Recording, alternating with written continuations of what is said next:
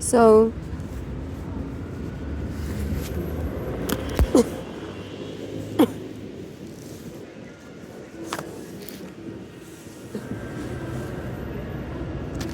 so so the Chinese embassy want evidence, right? This is evidence.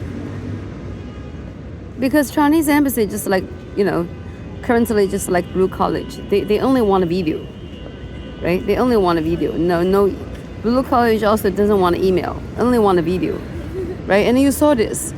If this is the phone I use for video, real-time video with Blue College DSO, Patrick Wang, or with Chinese embassy interviewer, right? That's why in Japan, the real-time video, I was waited in the waiting hall of the mobile. But when it comes to my turn, I waited for 5 minutes. Other interviewee all just waited for 1 minute because I can see you are 5th place, 4th place, 3rd place, 2nd place, right? When it comes to you are 1st place, I waited for 5 minutes. And then the Chinese man come up, right? The interviewer of the embassy. And he's kind of a, how should I say, smiling or laughing in a little bit like, how should I say, maybe not too nasty, but a little bit uncomfortable way. And his face is constantly hiding half away. So sometimes he show 100% face, right? But that's very rare. Most time he just show 60% face, his face. And then show 30% face. And this was actually the same when I was doing the doctor visit, online doctor visit through PlushCare. Probably using the ID, either Stony Brook University ID email address or the Gmail. And then the doctor was like this way. I asked him to write a medical letter, proof I have a coughing, right? He was laughing the same way as the Chinese embassy of last year, May. But that was not last year, right? With the doctor, it's the year before the last, October, in Lexington Hotel. And he's also hiding his face.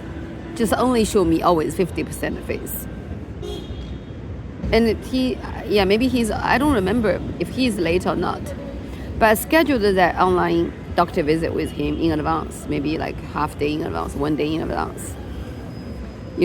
So I told everyone that facial expression can be changed. So for example, one person is showing a very honest face, right? By delaying the online real-time video for 5 minutes, they already changed an honest face into a lying face, for example. From a sincere face into a nasty face. And I hide that nasty face 50% to 30%, 30% to 50%, and play that with you for 5 minutes.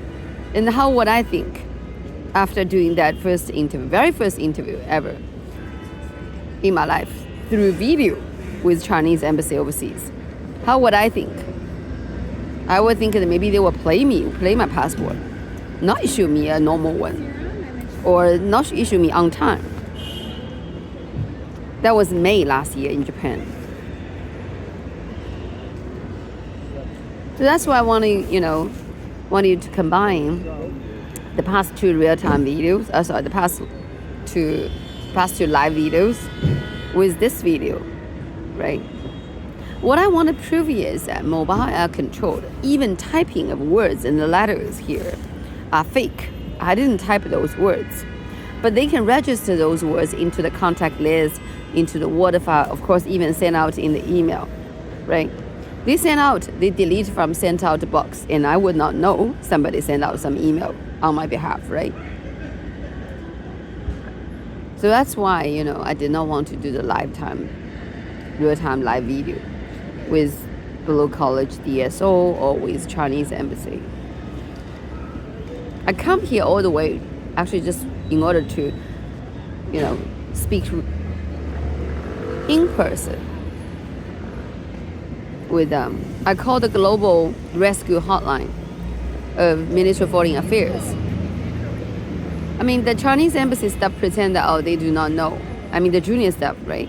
But actually, that's a part of it, because Chinese embassy is directly belonging to Ministry of Foreign Affairs, right?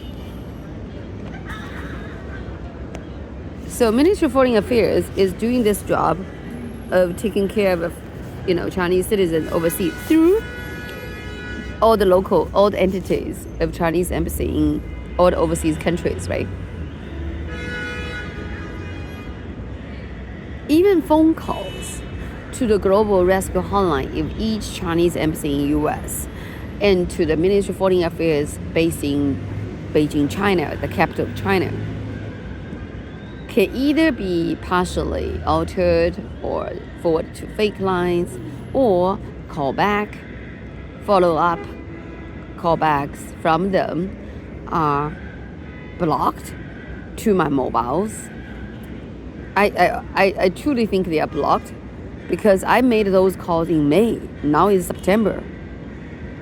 I made numerous calls in different time zone, daytime, nighttime, of our time, to Ministry of Foreign Affairs, to the New York Embassy, right? To the number of their Global Rescue Hotline. I have never received any response in the past 4 months.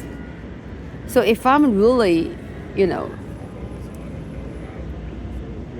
running into difficulty, then 4 months time, I'm already starved to death from May until now. Because the rescue hotline was not functioning, because they blocked the phone call. I said it so many times, we need orchestrated efforts to solve this cross-border online, offline harassments.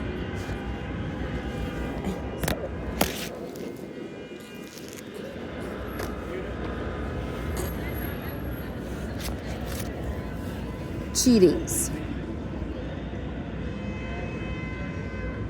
And also disturbance of government's jobs to protect their respective citizens and the residents.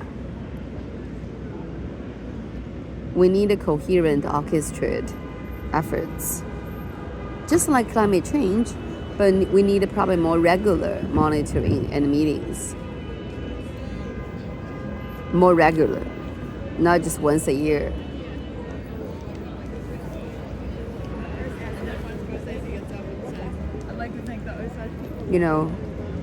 We cannot let technology, don't progress, and public policy leaders just sit there and watch the technology jumping forward, leaping forward, and we don't take any measures to protect ourselves from the advancement of technologies.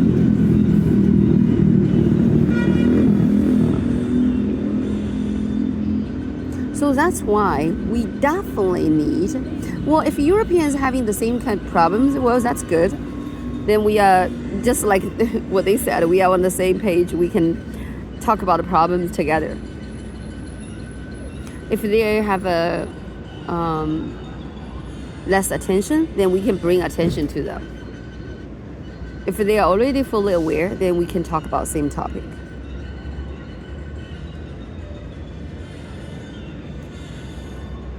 It's just like United Nations, the regular committee members, countries.